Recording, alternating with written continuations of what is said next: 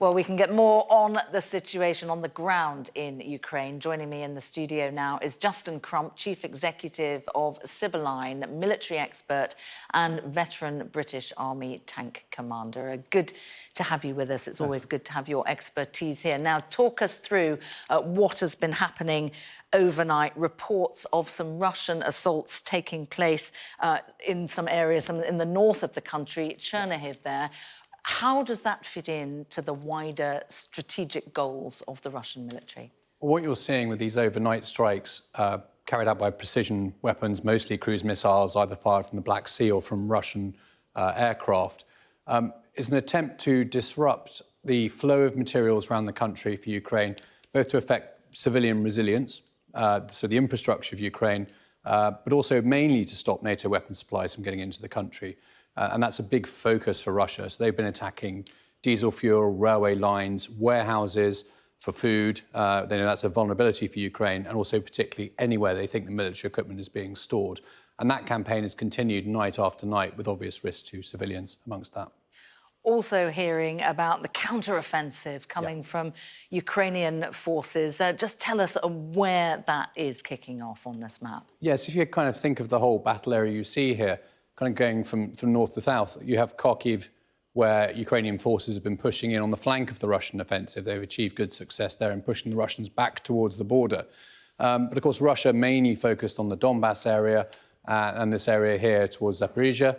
And then on the western flank of the Russian side, you have Kherson, which is the main city, the only oblast capital that Russia has managed to capture, big and iconic location for them. But Ukraine is also building up forces there. And then finally, you have Transnistria, Moldova, Odessa and Snake Island we've been hearing about. Snake Island, of course, Absolutely. From the very early days, that iconic sort of scene of resistance from Ukrainian forces. Exactly, there. But it has more than just an iconic significance, I think, when we look at the island. Its location in the Black Sea is very strategic, and Ukraine's actually been focused very heavily on trying to stop Russia from building up almost, if you like, a land-borne warship on the island. So Russia's been trying to get long-range surface-to-air missile systems in there.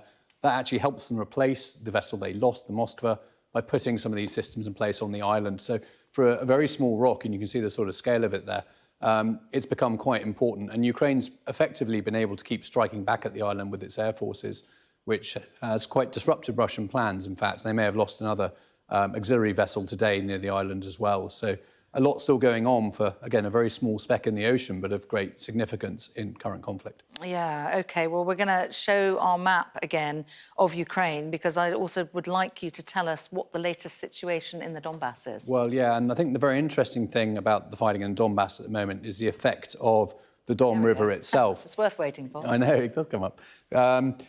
It's the actual Donetsk River itself is actually one of the key features of the battlefield at the moment. It runs pretty much along the northern edge of Ukrainian positions. Both forces are on either side of the river, but Russia's working very hard to cross it. And I think we have some footage as well of an unsuccessful Russian river crossing that's been taking place in this area. Now, they tried to cross the river again and again. They did this earlier in the war around Izium, and they did eventually succeed, but they kept trying with these pontoon bridges to cross the river. It's a very difficult operation in war, especially modern war, where you can't hide from satellites, even commercial satellite imagery, let alone drones. And Russia, certainly on this particular crossing, lost around 70 or 80 vehicles, which is a lot. I mean, that's effectively one entire battalion tactical group of vehicles that were stranded on the wrong side of the river when the bridges were destroyed behind them. How wide is the river?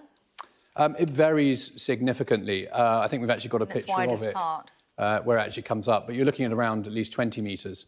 So it's too big and too deep to ford easily. And of course, it's still muddy in parts of this area. The banks aren't great to cross. And Russian forces only have so many locations they can pick to cross the river.